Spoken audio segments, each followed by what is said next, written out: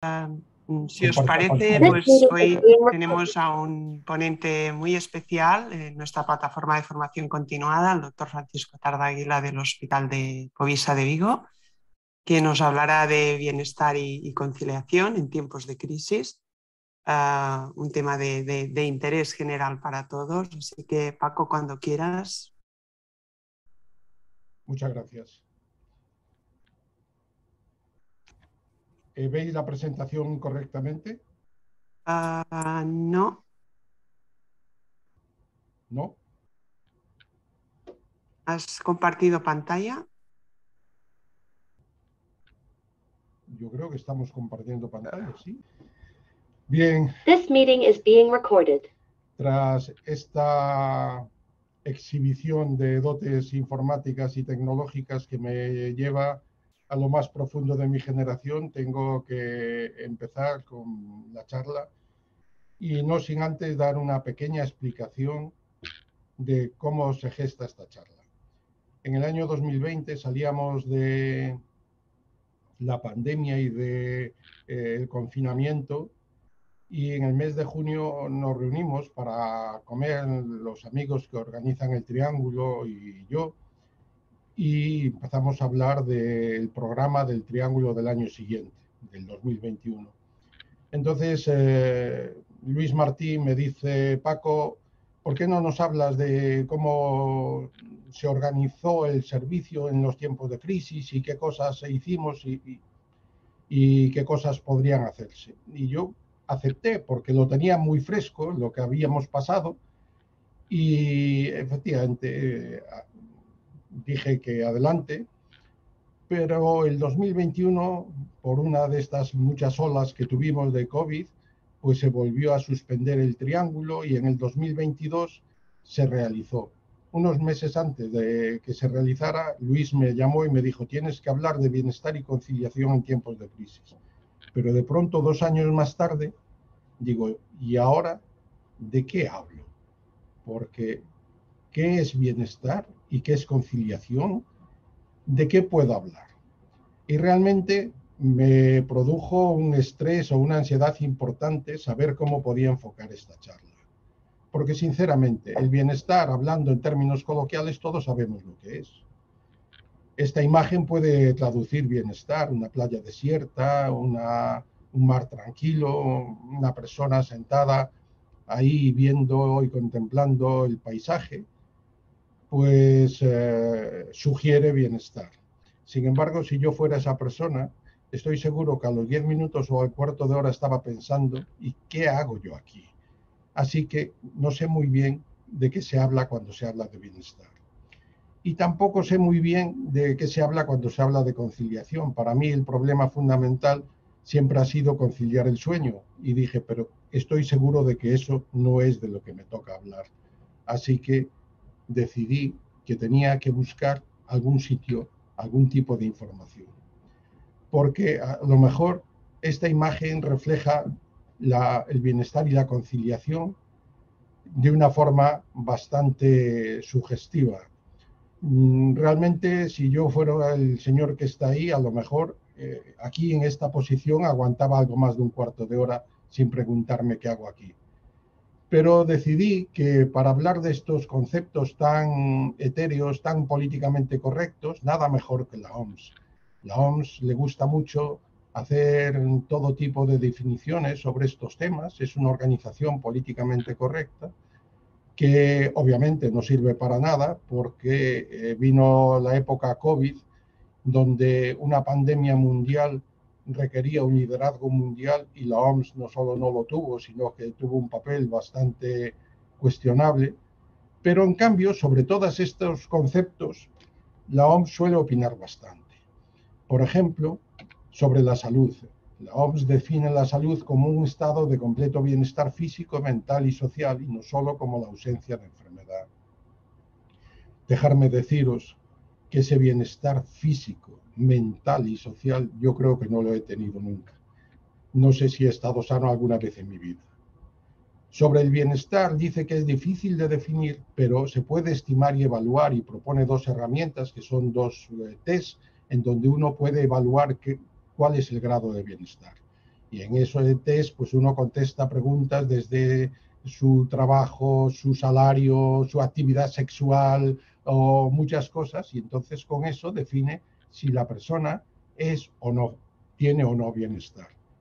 Por último, define la calidad de vida como uno de estos conceptos que está ligado a bienestar, que es la percepción del individuo de su posición en la vida, en el contexto de la cultura y sistema de valores en los que vive y en relación a sus objetivos, expectativas, estándares y preocupaciones. La verdad es que esta es una definición que me cuesta trabajo entender, está escrita textualmente y así, sin más puntos ni más comas, y la verdad es que no me orienta mucho sobre lo que tengo que hablar, así que decidí prescindir de la OMS y me dije a mí mismo, vale ya, habla de lo que tú pienses y déjate en paz de instituciones como estas. Hasta hace poco vivíamos en un mundo estable y previsible, asociado nada más que a las incertidumbres propias de la vida. Pero bueno, uno podía planificar irse de viaje el año que viene o comprarse una casa o hacer lo que sea sin mayores incertidumbres. Y las pandemias y las guerras habían existido, pero eran cosas del pasado. Podíamos tener problemas, muchos problemas. Podíamos perder el empleo, la salud o tener un hijo problemático. Pero ¿alguna vez alguien de nosotros pensó en que podíamos tener una peste como la Edad Media? Pero eso fue lo que ocurrió, que llegó la pandemia con el colapso de los hospitales, con una ausencia completa de material de protección y nos vimos rodeados por la enfermedad y por la muerte. Y tuvimos que empezar a pensar en lo que teníamos que hacer y en cómo podríamos llevarlo a cabo. Y por primera vez en mis 40 años de profesión, no había literatura científica al respecto en la que pudiéramos basarnos. No había nada que nos dijera qué teníamos que hacer. Bueno, nos lo decía el inefable doctor Simón, pero algunos no le hicimos mucho caso. Porque no, básicamente lo que nos sentimos fue solos y desvalidos. Y sabíamos que el miedo que sentíamos por nosotros y los nuestros era el mismo que sentían los demás. Y todos estábamos aterrorizados. Las calles se vaciaron, dejó de venir la gente a los hospitales, se suspendieron las intervenciones quirúrgicas y las exploraciones. Y los pasillos estaban desiertos, parecían los de las 3 de la madrugada, aunque fueran las 10 de la mañana. Y realmente eso cambió toda nuestra percepción y nuestra forma de entender la profesión. Porque teníamos la obligación de hacer algo y no nos podía paralizar ni el miedo ni la incertidumbre. Y tuvimos que empezar a tomar decisiones, cada uno como Dios le dio a entender. Tuvimos que reorganizar al personal médico y técnico, tuvimos que definir cuánta gente debía estar de presencia física y cuántos iban para su casa. Había que rediseñar las guardias, tuvimos que rediseñar los turnos de trabajo, hubo que reorganizar los espacios físicos, organizamos 2 circuitos independientes, el de los pacientes COVID y el de los pacientes no COVID, que los pacientes no COVID eran muy pocos porque prácticamente nuestra actividad era solo urgencias, oncología, digamos, no demorable, y los pacientes con COVID. Los hospitales se llenaron, las plantas se llenaron de pacientes COVID. Pero además tuvimos que decidir sobre la docencia y cada uno lo hizo de aquella manera que creyó más oportuna. Inicialmente la interrumpimos porque pensamos que aquello iba a ser muy corto, pero posteriormente vimos que había que retomarla y la retomamos con otro formato. Y teníamos enormes problemas de material. No había EPIs, no había mascarillas. Las mascarillas tenían que durar porque había poquísimas mascarillas disponibles. Y aquella situación era realmente angustiosa. Por otra parte, desde el punto de vista médico, lo que necesitábamos eran más equipos portátiles, porque de pronto en las plantas había una enorme cantidad de gente ingresada que requería estudios con portátil. Y había que buscarlos donde los había. Y hablabas con las casas comerciales y te decían que te daban 3 meses de plazo de entrega y aquello obviamente no valía. Tuvimos que buscar unas normas para desinfectar el equipamiento tras cada exploración. Y después de pasado ese gran confinamiento de los primeros meses del 2020, cuando poco a poco todo se fue, entre comillas, normalizando, nos dimos cuenta de que habíamos aprendido algunas cosas que nos podían servir para el futuro. ¿Y qué fue lo que aprendimos? Pues aprendimos que había cosas en las que la presencia física era importante. Interrelacionarnos con los clínicos. Vimos que eso, cuando nos faltaba, lo echábamos en falta, porque eso es una cosa muy importante. Que teníamos que estar disponibles para la supervisión y la programación de la actividad del personal técnico, que la docencia de los residentes era muy dependiente de un contacto estrecho entre el que enseñaba y el que recibe la docencia, y por otra parte teníamos los comités y las reuniones que obviamente teníamos que asistir a ellas. ¿Qué más aprendimos? Pues que nuestra especialidad permite algunas cosas difíciles o imposibles para el trabajo clínico, como es el teletrabajo. Y que por tanto podríamos organizarnos de otra manera. Nos vimos obligados a organizarnos de otra manera. Y decidimos que nuestra presencia física no era imprescindible, menos la de los jefes, que sinceramente eso nunca lo fue. No hay nada más prescindible que un jefe. ¿Qué es esencial mantener? Pues es esencial en cualquier nueva organización mantener la productividad. Yo entiendo que esto no es algo compartido, porque tengo muchos compañeros a los que le oigo decir, bueno, yo hago lo que tengo que hacer y si no se puede hacer más y si hay demora, pues que no se haga. Eso no es mi problema. Yo sí creo que la productividad es nuestro problema y es necesario en cualquier organización que la productividad no baje. Es esencial mantener la docencia, por muchísimas razones que todos conocemos en nuestro ámbito y que no voy a insistir en ellas. Es también esencial la interrelación con los clínicos y los compañeros, porque no sabemos hasta qué punto dependemos de esa interrelación para continuar aprendiendo y formándonos.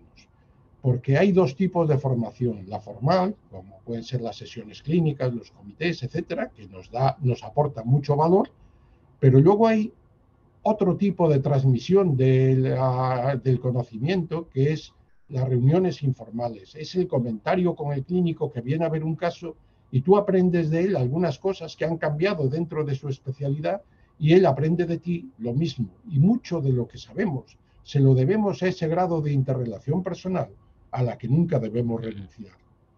Y también era esencial mantener la presencia de nuestra voz en los comités. ¿Y de qué podríamos prescindir? Pues podemos prescindir de estar todos presentes en el servicio, de tener que participar todos en todas las actividades. ¿Y cómo podríamos organizarnos en el futuro? Pues creo que una forma de organizar podría ser con actividad parcial en los domicilios. Lo primero que hay que hacer es dotar a todos los profesionales de la tecnología para poder trabajar desde casa. No solo ver las imágenes, hay que tener acceso a la historia clínica, a los estudios previos, etc. Estar en casa, tienes que poder estar exactamente igual de conectado que lo estás en el hospital. En una distribución por órganos y sistemas, que hoy está generalizado en todo el mundo, pues sería suficiente mantener el 50% de la plantilla de presencia física y el otro 50% podría informar en remoto. El teletrabajo es una gran oportunidad para todos nosotros.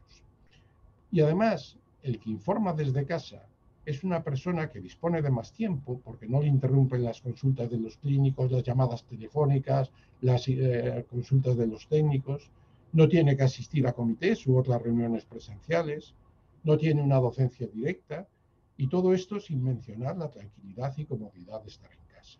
Uno puede levantarse a la hora que quiere, puede tomarse un café, puede salir a comprar el periódico. No necesita informar de 8 a 3, puede informar a las 4 de la tarde, a las 5, a las 6, a las 7 y puede organizar su vida de acuerdo con el trabajo y de una forma que sin duda alguna es mucho más placentera que la que tienes en el propio hospital. Pero como compensación, el que trabaja desde casa puede y debe hacer más trabajo. Nosotros fijamos un 10% de incremento para el que informa desde casa. ¿Y qué ocurre con las guardias y con las sesiones? Pues las guardias en los centros con residentes podrían hacerse desde casa. Yo no voy a entrar en los aspectos de remuneración y en otros aspectos que son peliagudos, pero desde un punto de vista estrictamente médico, el adjunto, que normalmente en el hospital casi nunca te llaman, pues lo puedes hacer desde casa y supervisar cualquier duda que el residente tenga ante cualquier exploración. Podemos hacer participación en las sesiones, que también se pueden hacer en remoto, y al final, si resumimos, podemos organizarnos de tal manera que el 50% de la plantilla esté en casa, podemos adaptar el ritmo y el horario de trabajo a su vida personal, podemos hacer algo más de trabajo asistencial compensando con ello el tiempo de las actividades que obligan a la interacción personal si estuviéramos de presencia física, y podemos y debemos alternar unos con los otros cuando estamos en casa y cuando estamos trabajando y de qué forma nos organizamos. Y desde luego haciendo las guardias desde casa. Todo esto es un cambio importante. Es un cambio importante porque no solo afecta a los que están en casa, también afecta a los que quedan en el hospital. ¿Qué ocurre con los radiólogos que están en el hospital? Bueno, pues que tienen como mínimo un 10% menos de trabajo asistencial. En mi experiencia, bastante menos, porque el que está en casa suele informar más del 10%. Pero como mínimo, hay un 10% de trabajo que no tiene que hacer. Por tanto, disponen de un tiempo extra para hacer otras cosas. ¿Y cómo le podemos llamar a este tipo de organización? Le podemos llamar, quizá, bienestar. Si tú estás en casa compatibilizando con tu vida familiar, le podríamos llamar conciliación, calidad de vida. Pues yo creo que un poco todo esto sí que es verdad. Creo que significa en esencia una mejora en nuestra vida que nos permite compatibilizar mejor el trabajo con nuestra vida personal. Y ya voy a hacer un pequeño alto, porque todo esto del bienestar y la calidad de vida tiene bastante que ver con esto que se llama el síndrome del burnout, del quemado, los profesionales quemados. Entonces, la gente de la fe, uno de los cuales es mi amigo Luis Martí Bonmatí, pues publica un trabajo de prevalencia del síndrome de desgaste en radiólogos españoles. Síndrome de desgaste. Hacen una encuesta, la envían a todos los radiólogos y las respuestas las tabulan y se ve qué grado de... ¿Cuántos radiólogos españoles están afectados de este síndrome de desgaste o desmotivación profesional? Y se encuentran con que aproximadamente la tercera parte se sienten quemados. La tercera parte son muchos, y aparte de ser muchos, pues también afecta incluso a los residentes. O sea, que hay incluso residentes quemados. Bueno, no parece que sea muy distinto de otras sociedades europeas o americanas lo que nos pasa a los radiólogos españoles. Y naturalmente, cuando se hace cuando la encuesta identifica los factores que la gente que se siente quemada achaca a su situación, pues los factores serán fácilmente previsibles. Si los autores me hubieran preguntado, se los habría dicho de memoria. ¿De qué se queja la gente? ¿Qué es lo que quema a la gente? Que trabaja mucho, que gana poco y que tiene muchas guardias. Bueno, pues hombre, pues es bastante previsible. Claro, hace muchos años, o hace años, si alguien se quejaba todo el día de que ganaba poco, de que tenía mucho trabajo y que quería hacer menos, y de que tenía muchas guardias y de que estaba harto, y además procuraba escaquearse todo lo que podía de hacer más trabajo, a eso antiguamente se le llamaba un vago. Pero ahora no es un vago, ahora tiene un síndrome, ahora es un enfermo, tiene un síndrome. Todos tenemos un síndrome. Porque si tú eres muy trabajador o alguien es muy trabajador, no es muy trabajador, tiene un síndrome de hiperactividad. Y si uno, por ejemplo, engaña a su pareja, no es que sea infiel, no, tiene un síndrome que es el síndrome de adicción al sexo. Así que todos tenemos un síndrome, cualquier situación en la que nos encontremos es portadora de una etiqueta médica que nos libera de responsabilidad. La moral ha muerto y ha venido la enfermedad que nos afecta a todos, porque los médicos, y no digamos los psicólogos, nos hemos cansado de los enfermos y hemos ido a por los sanos. Así que toda la población, de alguna o de otra manera, tiene un síndrome. Bueno, les voy a contar una experiencia personal. Yo sé que a veces contar cosas personales es de mala educación, casi siempre, pero no me resisto a contarlo aquí. En el año 2006 convoqué a los radiólogos de mi servicio a una reunión con un único punto en el orden del día. El punto era este: vamos a tratar de organizarnos para tratar de vivir mejor. Que todo el mundo pusiera encima de la mesa algunas modificaciones que nos podrían llevar a vivir mejor, haciendo el mismo trabajo, pero siendo un poco más, teniendo un poco más de calidad de vida. Y en esa reunión modificamos los horarios de trabajo, modificamos las guardias, modificamos la actividad. Y fue una experiencia enormemente positiva, de la que siempre me he sentido orgulloso.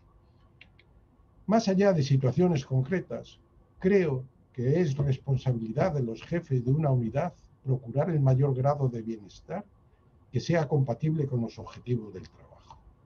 Esto siempre lo he creído, y a lo mejor es que era un avanzado y ya estaba haciendo conciliación mucho antes de que esto se llamara así.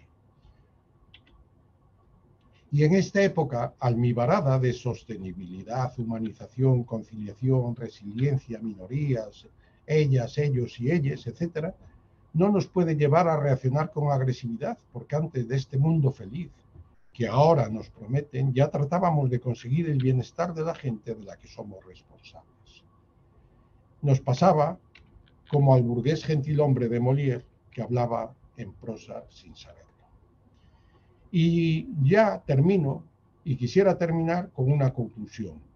Y es que en tiempos de crisis tratemos de salvar lo importante del servicio, que es justamente servir. Servicio viene de servir. Ese es nuestro deber, pero siempre debemos ocuparnos de las personas bajo nuestra responsabilidad, porque ellos responderán si los cuidamos. Y nada más, muchas gracias. Muchísimas gracias, Paco. La verdad es que enhorabuena por la presentación. Yo creo que nos has dejado a todos así un poco anonadados. Hay aquí muchísimo contenido con muchísimo peso que tiene una trascendencia, desde mi punto de vista, muy importante en nuestra forma, no solo de trabajar, sino incluso nuestra forma de vivir. Y bueno, creo que va a haber muchas reflexiones, tengo muchísimas enhorabuenas, intentaré trasladártelas. Y si te parece, empezamos con el turno de preguntas, que también hay muchísimas, y espero no dejarme ninguna. Así que empecemos con las primeras preguntas del doctor Pedraza, que, bueno, la primera pregunta que nos hace es ¿cómo crees que podríamos animar y ayudar a nuestros radiólogos y radiólogas a realizar con éxitos las actividades asistenciales, animarlos a hacer las tesis doctorales, es decir, a tener un grado de implicación en la actividad asistencial, publicaciones, etcétera? ¿Cuál sería tu punto de vista, Paco? Bueno, yo creo que una labor de un jefe de servicio importante, de un gestor, de cualquiera, es conseguir la motivación de su gente. Los que me conocéis desde hace años sabéis que yo suelo decir que un gestor tiene 3 cosas para hacer de verdad gestión. La primera es el conocimiento, conseguir de toda su gente que tenga conocimiento. No se puede hacer un buen servicio, una buena unidad, si no hay conocimiento entre la gente que la compone. La segunda cosa es la motivación, tener a la gente motivada. Y la tercera cosa que un gestor debe de conseguir, si quiere ser bueno, es capacidad de influencia. Esas son las 3 cosas esenciales de la gestión, según mi opinión. Naturalmente yo no creo que sea ni el benchmarking ni ninguna herramienta de esas, que sí que son importantes, pero que las cosas más sencillas son las más difíciles. uno tiene que conseguir motivar a su gente. Si no consigue motivar a su gente, realmente cualquier otro esfuerzo cae en saco roto. Y no sé cómo se motiva a la gente. O sea, creo que la gente que trabaja conmigo está motivada, pero si tuviera que decir cómo lo he conseguido, pues tendría problemas para saberlo. Quizá el primero es el ejemplo personal. El segundo es ayudarles a hacerse visibles, a sentirse importantes, ayudarles a que tengan repercusión dentro del hospital y fuera del hospital, que se sientan apreciados y estimados. Pero yo creo que este es un camino difícil que se consigue y es de lo que depende el liderazgo. Yo no sabría definirlo muy bien, pero creo que tenemos que hacer esfuerzos porque nuestra gente esté motivada. Totalmente de acuerdo. También nos pregunta Salva si desde tu punto de vista hay diferencias en el comportamiento y en las ambiciones profesionales del colectivo de radiólogos si comparamos con otras especialidades como los oncólogos o los cardiólogos. Y si nosotros deberíamos aprender de estas otras especialidades. Sí, yo creo que sí. Bueno, uno ve desde fuera y las cosas desde fuera siempre se suelen ver maravillosas, ¿no? Pero yo veo, por ejemplo, el grupo de los cardiólogos y yo, o sea, en mis años de la SERAN realmente tuve bastante contacto con cardiólogos y los veo como una gente mucho más estimulada, mucho más motivada que, por ejemplo, el grupo de radiólogos. Y no sé cuál es la razón. A lo mejor la razón es que la cardiología se coge en los 200 o 300 primeros números del MIR, mientras que la radiología se coge entre los 2000 y los 3000 o los 1500 y 2500. Y cuando tú seleccionas a los mejores probablemente están suficientemente motivados, y cuando seleccionas a los menos buenos o a los mediocres, el grado de motivación es menor. Entonces yo no sabría muy bien a qué corresponde, pero yo creo que sí, que hay que aprender de los cardiólogos o de los oncólogos o de otras especialidades que tienen un grado de motivación mucho mayor. Yo, por ejemplo, creo que en el área del trabajo científico los cardiólogos son extraordinariamente activos y no es lo mismo lo que ocurre en los servicios de cardiología con respecto a lo que ocurre con los servicios de radiología. Debemos aprender, siempre debemos aprender de todos. De acuerdo. También Salva nos comenta que bueno, la sociedad no conoce muy bien el valor de los profesionales de radiología y que tenemos un problema de falta de visibilidad. Entonces, pregunta, en tu opinión, ¿qué estrategia deberíamos realizar para conseguir que la sociedad conozca mejor el valor de tanto de la radiología diagnóstica como intervencionista? Desde que soy radiólogo existe esa pregunta. Y si 40 años más tarde no hay una respuesta, es que probablemente no la tiene. Antes creo que lo habíamos comentado, no hay que huir de los pacientes, no hay que tenerle miedo a los pacientes, pero de todos modos nuestra especialidad es una especialidad relativamente clandestina. No somos médicos de pacientes, somos médicos de médicos. Y eso hay que tenerlo claro. Y somos médicos de médicos y no médicos de pacientes porque mayoritariamente hemos elegido una profesión de no estar en primera línea. No nos gusta estar en primera línea. Y yo creo que ese es el motivo fundamental por el cual no estamos. ¿Y qué tenemos que hacer? Pues lo que tenemos que hacer es salir más en las plataformas públicas. No tanto estar todo el día en contacto con los pacientes, que a lo mejor también, pero desde luego que en la prensa salga la radiología, que en la televisión salga la radiología. Bueno, todo esto no es casualidad. Yo recuerdo cuando estaba en la SERAN, había una serie en la tele de mucho éxito que se llamaba Urgencias. Y en Urgencias salían neurólogos, salían cardiólogos, salían internistas, salían no sé qué, pero no salía ningún radiólogo. Y entonces dijimos, ¿por qué no vamos y preguntamos qué hay que hacer para que salga un radiólogo explicando al protagonista lo que le pasa? O haciendo una exploración o interrelacionando y tal. Y bueno, aquella idea estuvo muy bien porque hablamos con, con los gestores de la serie y nos dijeron que si queríamos que saliera un radiólogo en un episodio, hablo de memoria, pero creo recordar que valía 45.000 euros. O sea, aquello no era casualidad. Allí no salía un neurólogo, un internista o un cardiólogo porque sí, es que el que salía pagaba. Y claro, cuando nos dijeron lo que valía, recuerdo que hablamos con las casas comerciales, recuerdo una conversación con Philips, y decía, claro, es que 45.000 euros, hombre, si los ecógrafos que salen son Philips y se ve bien que sea Philips, y bueno, tuvimos un poco esa experiencia, que al final quedó en nada, pero que el estar presente en la prensa y en los medios de comunicación es esencial y no es barato. Y hay que trabajárselo y pagar. Por lo tanto, yo creo que esa sí que es una tarea que la gente de la Sociedad Española de Radiología la tiene pendiente, que ya estaba pendiente en nuestra época, que no es decir, este es un embolado para vosotros, también lo fue para nosotros. Sin embargo, siempre aparece, ¿no?, en cualquier serie o película una imagen de una placa de tórax colgada al revés o un panel de imágenes de resonancia cerebral en un quirófano. O sea, siempre estamos allí, aunque sea de forma un poco Sí, invisible. pero el que decide sobre las imágenes es otro. Exacto, porque la placa está al revés. El que sabe es otro. Bueno. Bueno, continuamos con las preguntas, Paco.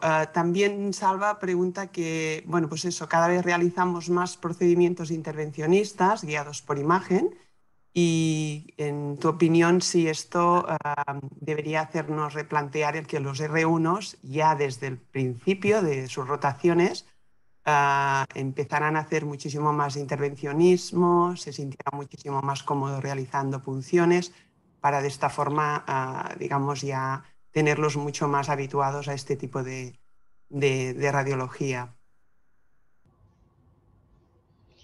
Salva, me estás haciendo pensar. No me lo había planteado. Lo que dices es verdad, pero siempre pensé que era una condición que requería más tiempo cuando se llega a R4 o incluso Fellow, hacer una prórroga en la formación para toda la gente que quiera hacer intervencionismo. Y no había pensado antes en que desde los primeros Rs, R1 y R2, empezasen ya a familiarizarse con técnicas intervencionistas. Realmente no sabría qué contestarte, a lo mejor tienes razón y hay que ir metiendo más a los R1s pues a pinchar, a hacer drenajes fáciles, etc. Pero a mí sí que me preocupa una cosa, y es que los intervencionistas lleguen a la especialidad sin saber radiología. Porque eso también lo noto, que hay gente muy polarizada hacia el intervencionismo, que desde que son R1s, R2s, están muy polarizados porque quieren ser eso con una vocación muy decisiva. Y tienen enormes lagunas en la parte diagnóstica que luego arrastran a lo largo de toda su vida y ven las imágenes sin ser capaces de extraer conclusiones y están todo el tiempo dependiendo de otros radiólogos para que le vean un TAC, para que le vean una eco, para que le vean, porque son incapaces, por ejemplo, de identificar la lesión que quieren hacer termoablación. Hay un hándicap grande en muchos intervencionistas en conocimientos radiológicos que también creo que no se deben de perder. Pero, Salva, contestando a tu pregunta, sí es posible que sea bueno meter a los R1 ya en un porcentaje mayor en temas de intervencionismo sencillo. Vale. Otra pregunta es el reto de la radiología en la adecuación de la demanda, ¿no? Entonces, ¿cuál es tu experiencia para conseguir realizar aquellas exploraciones que aporten el valor añadido al paciente? Este es un gran punto. Sí, la verdad es que nos pasamos toda la vida hablando siempre de las mismas cosas y llegando a las mismas conclusiones, que son entre cero y nada. Realmente este problema yo creo que no está resuelto en ninguna parte. Los programas de gestión de la demanda, Luis Donoso, que he visto por ahí que estaba conectado, sabe mucho de eso y trabajó con gente y conoce a gente de la Universidad de Harvard que tiene ya programas comercializados de gestión de la demanda, programas que funcionan en Estados Unidos o en algunos países y que yo creo que funcionan regular en el nuestro.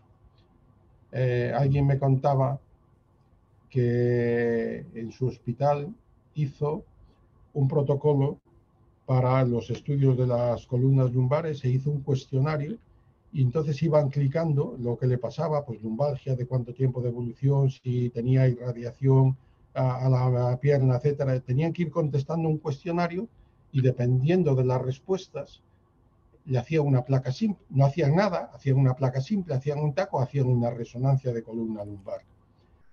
Y entonces se encontró un día con que los traumatólogos le enseñaban a sus residentes dónde tenían que clicar para que al final saliese la resonancia de columna lumbar. O sea que no les enseñaban a pedir bien, les decían, no, tú para que te hagan la resonancia de columna lumbar que quieres hacer, pon aquí, clic aquí, aquí y aquí. Y entonces ya te sale columna lumbar, resonancia magnética. Claro, esto es muy latino, muy nuestro, ¿no? Yo no creo que haya una solución ni fácil ni siquiera factible, porque esto es un conflicto en el 100% de los servicios de radiología, la discusión con los clínicos, pero yo quiero esto, pero ¿para qué quieres esto? Si esto no sirve para esto. Y es una discusión y es una estéril y realmente decepcionante porque no mejoramos nada y yo no tengo la solución. Salva, Bueno, no hagas esperemos. preguntas, no hagas más preguntas capciosas. Esperemos que en un futuro la tengamos. También Salva nos pregunta si piensas que la inteligencia artificial nos ayudará a realizar nuestro trabajo mejor o piensas que puede ser una amenaza. ¿Cuál es tu punto de vista, Paco? Mi punto de vista es de que nos ayudará. Será una herramienta más y nos va a ayudar. Yo no creo que sea una amenaza. Yo creo que nos va a liberar de un porcentaje importante del trabajo rutinario y tedioso y que nos puede ser una herramienta fundamental. Pero no lo veo como una amenaza. Hace unos años, cuando se empezó a hablar de todo esto, así lo empezamos a percibir, pero bueno, van pasando los años, se van haciendo cosas, todo tiende a ir mejorando y evolucionando y yo creo que hoy podemos estar razonablemente tranquilos porque no solo tranquilos, sino esperanzados de que va a significar una ayuda más que una sustitución. De acuerdo. Bueno, tenemos felicitaciones de la doctora Maika Sebastià, que también nos pregunta, dice, los radiólogos como médicos clandestinos debemos liderar la conciliación de la vida laboral, familiar y personal. Entonces pregunta, ¿tú crees que los radiólogos somos conscientes de este rol que nos ha tocado abanderar y que se le da el peso y el empuje requerido desde las sociedades radiológicas y otros foros a este punto? Bueno, yo sí que creo que tenemos que liderar esto. Yo creo que una de las peculiaridades de la radiología, que es todo esto del teletrabajo y demás, no la tienen otras especialidades. Así que a nosotros nos toca organizarnos de tal manera que haciendo lo mismo podamos vivir bastante mejor, porque podemos hacer todas estas cosas y ser un referente, porque yo creo que es así. A mí lo que no quisiera es que acabáramos como están acabando los médicos de familia, que han estado teletrabajando, pero en mala situación, con los pacientes mal atendidos, porque los pacientes requieren que los vea un médico y los mandaban a urgencias, etcétera, y han acabado decepcionados los pacientes que no se sentían bien atendidos y los médicos que no se sentían estimulados. Yo creo que esto hay que hacerlo y hay que hacerlo bien. Y hay que hacerlo además con consenso con, entre los miembros del servicio, no imponiendo nada a nadie. Y yo creo que dando también autonomía a las secciones para organizarse como crean ellos que pueden organizarlo mejor. Y nuestro criterio como gestores es conseguir que el trabajo no se deteriore, conseguir que el trabajo salga, que salga en tiempo, en hora, en calidad, y todo esto es perfectamente factible en nuestro trabajo y nosotros estamos obligados, o deberíamos estar obligados a ir por ahí. Vale. Bueno, tenemos felicitaciones tenemos un comentario de Anismenia Raveso que dice que la mejor motivación es el ejemplo, lo has comentado. Y también un comentario de Luis Domínguez que dice que la visibilidad de los profesionales de la radiología a nivel usuario es mínima y que además existen equiparaciones algo sexistas al ser identificados por parte de los pacientes. Dice, si el radiólogo o el técnico radiólogo atiende a un usuario, el 95% de los usuarios lo cataloga como doctores, mientras que si la radióloga o la técnica atiende al usuario, el 76% las llaman enfermera. Entonces, ¿cómo conseguimos hacernos más visibles a nivel del usuario y que no se nos catalogue de forma sexista? Sinceramente creo que ya eso no pasa. O sea, yo creo que esta es una opinión de hace 10 o 20 años, pero que actualmente el papel de la mujer es tan predominante y tan socialmente aceptado que, hombre, puede venir un señor muy mayor a hacerse una placa y pensar que el que la atiende es doctor y si la atiende una chica que es enfermera. Pero yo, sinceramente, me cuesta trabajo pensar que todavía estamos ahí. Yo creo que ya no estamos ahí, ¿no? Yo creo que la sociedad ha cambiado y que estos papeles... Bueno, además, la medicina es una carrera femenina, ¿no? O sea, el 70% de los médicos son ahora mismo doctoras y bueno, y es así. Y esto es algo tan familiar en todos los estamentos, la medicina primaria, hospitalaria, la cirugía, las especialidades médicas. O sea, esto yo, sinceramente, es una experiencia personal, pero tiendo a pensar que este problema no es real en este momento en la sociedad. A lo mejor me equivoco y hay otra percepción que me contradiga. Vale. Tenemos también enhorabuenas del doctor Donoso, que pregunta cómo ves la colaboración con otras especialidades en la provisión de servicios de imagen. Luis, hola. De esto, Luis, ya habíamos hablado tú y yo a lo largo de muchos años de amistad y de aprendizaje. Yo siempre he tenido a los mejores amigos y gracias a ellos aprendí mucho, porque si seleccionas como amigos a los mejores, tienes una oportunidad brutal. Y hombre, Luis, obviamente, es de los mejores. Sí, tenemos que abrirnos a otras especialidades, tenemos que compartir protagonismo, no tenemos que encerrarnos, no somos los propietarios de nada, somos los propietarios de nuestro conocimiento tiene que estar a la altura y tú sabes que compartimos la idea de que los límites de las especialidades se difuminan, que a la neurointervencionista se llega a través de la radiología, se llega a través de la neurología, se llega a través de la neurocirugía, al vascular intervencionista se llega a través de cirugía vascular, no sé, de oncología, de radiología. El grado de penetración en el mundo profesional de otras especialidades, en el nuestro y de nosotros en otras especialidades, es enorme y no somos propietarios de nada, ni tenemos que cerrarnos en banda, tenemos que abrirnos y compartir y competir, pero no creo yo que la solución numantina sirva absolutamente para nada. Vale. Bueno, tenemos también agradecimientos de Anishmeni Arrabeso. Y bueno, yo solo quería hacer un comentario antes de dar la palabra a Laura y a Salva. ¿Cómo ves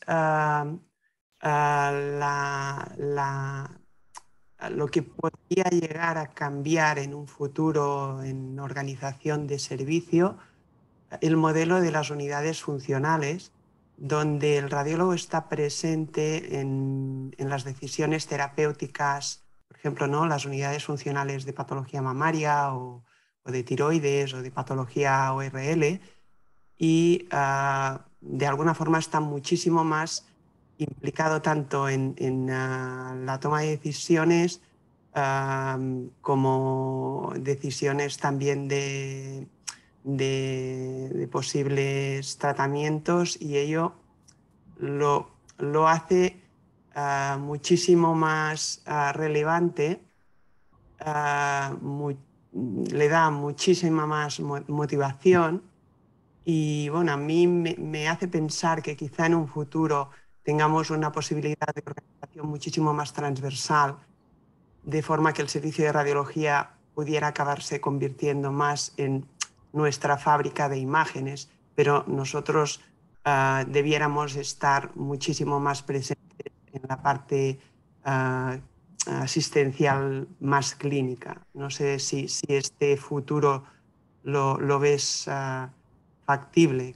¿Cuál es tu opinión? Lo comparto al 100%, Vicky. Me parece esencial. Claro, mi experiencia es que el papel de los radiólogos en nuestro servicio, en los comités, en las tomas de decisión, en las sesiones clínicas de las especialidades, es un papel muy activo y además muy respetado y muy tenido en cuenta. Quiero decir que no vas allí de comparsa para opinar sobre un nódulo si es A o B. Es un papel protagonista y yo creo que ese papel tiene que ir a más. El área de mama que tú mencionas me parece un capítulo esencial. O sea, es que las pacientes, la consulta, vienen a radiología, la consulta, y radiología hace todo el estudio, hace la ecografía, la mamografía, la resonancia, la punción, y cuando manda al paciente al clínico ya va con la anatomía patológica y perfectamente dirigido. O sea, es un papel absolutamente protagonista. Y nosotros tenemos que pelear por estar ahí y tener el peso que sin duda tenemos en la medicina actual. Yo creo que la radiología es la especialidad esencial en la medicina actual. No hay nadie que no tenga en su actividad asistencial un peso enorme en lo que se haya hecho en el servicio de radiología. Me sabe fatal cuando veo a radiólogos no opinando en sus informes sobre los hechos decisivos y sustanciales y dedicándose solo a describir tamaño, morfología, unidades Hansfield, no sé qué. No, no, no, no. Hay que decir lo que creemos que tiene ese paciente. Hay que entrar en el proceso clínico, pero como uno más. Y yo creo, y estoy completamente de acuerdo contigo, que el peso de la radiología es enorme en los hospitales y que lo tenemos que hacer valer, y lo tenemos que hacer valer con conocimiento y participando. No hay otra medida. Vale, pues no sé si Laura quieres añadir algún comentario antes de que Salva haga su cierre de sesión. Bueno, no, yo simplemente agradecer a Paco la presentación. Me ha encantado la aportación sobre los síndromes, que actualmente se etiqueta cualquier conducta normal o patológica como síndrome. Y también estoy de acuerdo que la mejor motivación para todos los que nos rodean es tener un buen modelo al que seguir e imitar, y buenos mentores. Muchas veces aprendemos por mimetismo de las actuaciones de los que nos rodean, y esto es teniendo un buen ejemplo es la mejor forma de aprender. Y la otra cosa que también lo ha comentado Paco y que creo que es importante para nuestra profesión es que debemos de mantener las relaciones con los clínicos, mantener nuestro protagonismo, cultivar estas relaciones y con la teleradiología es uno de los riesgos que tenemos de perder este tipo de relaciones, y esto es lo que yo creo que debemos de mantener y cultivar.